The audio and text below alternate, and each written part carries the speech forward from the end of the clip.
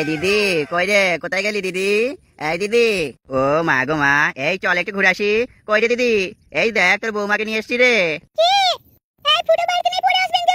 ও মা গো মা, দিদি আমাকেও চিনতে পারছে না।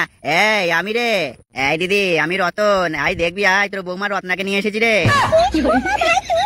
এই চল একটু ঘুরে আসি। এই দিদি, এই দেখ তোর বৌমাকে নিয়ে এসছি রে। সামনে থেকে সর, বৌমাকে একটু দেখতে দে আমায়। কি নাম তোমার? তুমি কি লজ্জা পাচ্ছ? লজ্জা করে না বলো, কি নাম তোমার? আমার নাম রত্না গো, রত্না আমার নাম। তা দিদি তুমি ভালো আছো? এই দিদি, তুমি আমার নাম শুনে চমকে গেলে কেন দিদি? তুমি রত্না নাম কি কখনো শোনোনি?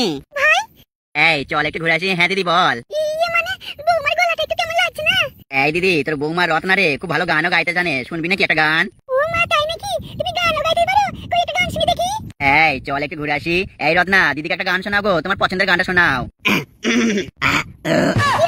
গান শোনাও। এই দিদি, গান করার আগে জানিস না গলাটা একটু হাঁকড়ে লিচ্ছে রে। আমার কচি গাছে দুটো লাউ ধরেছে, খাবার মানুষ নাই বন্ধু বিদেশে আছে। আমার কচি গাছে দুটো লাউ ধরেছে, খাবার মানুষ নাই বন্ধু বিদেশে আছে। আমার বন্ধুর তাল গাছের মতো রড, ঢোকাইলে জ্বালাই হয় জীবন আমার শেষ। আকাশে লক্ষ্য তারা, চাঁদের মতো আলো দেয় না। আকাশে লক্ষ্য তারা, চাঁদের মতো আলো দেয় না, বন্ধুর পালাই পড়ে শেষ। কি শুনছি আমি? এই চল একটু ঘুরে আসি। দিদি কেমন লাগলো রে? আর জামাইবাবু কোথায়? ফুটো কই? এই চল একটু ঘুরে আসি। কি রে দিদি, বলি না তো জামাইবাবু কোথায়? ভাই, দুদিন ধরে খুব চিন্তায় আছি রে। তো জামাইবাবু ফুটোকে খুঁজে পাওয়া যাচ্ছে না। কোথায় যে গেল? বাড়িতে বলেও গেল না। কি জানি কোনো বিপদ হলো কিনা। এই দিদি, আমরা এসে গেছি, একদম চিন্তা করবে না, জামাইবাবুকে খুঁজে বের করবোই। এই চল একটু ঘুরে আসি। আরে দিদি, একে তো ঠিক চিনতে পারলাম না। চিনবি কি করে? ওই যে পাকা খানকি, ও আমার সংসারটা গান মেরে ছেড়ে দিল। আমার সারা দিনটা খারাপ যায়। ওলা ও তো ঘর থেকে বেরিয়ে গেল।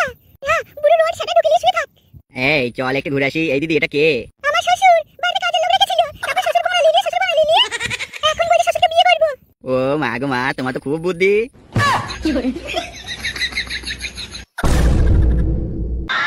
তুমি যাই বলো পল্টুদা, আমার মন কিন্তু বলছে ফুটো নিঘাত কোনো বিপদে পড়েছে।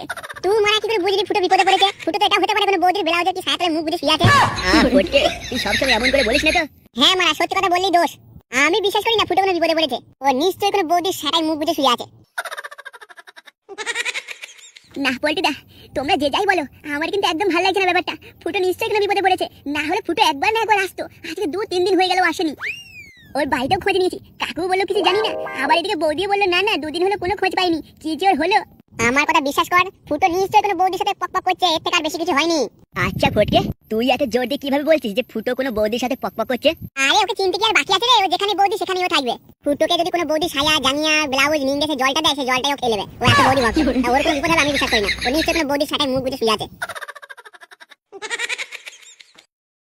ফুটো যে কি হলো একমাত্র ঈশ্বরই জানেন, কিন্তু আমার মন বলছে ফুটোর কোনো বড় বিপদ হয়েছে। তুই মারা চুপ কর তো, শুধু ফুটোর বিপদ হয়েছে বলছি। ফুটো কোনো বৌদির সাথে মুখ বুঝে শুয়ে আছে। ফুটো একদিকে বৌদির লাল পানি বার করছে, আর এদিকে ফুটোর বিপদ হয়েছে। ফুটো দেখ একদিকে বৌদির লাল পানি বার করে চেকে নিচ্ছে। ফুটো এখন মনে সুখে কোনো একটা বৌদির সাথে মুখ বুঝে আচ্ছাই গলিছে।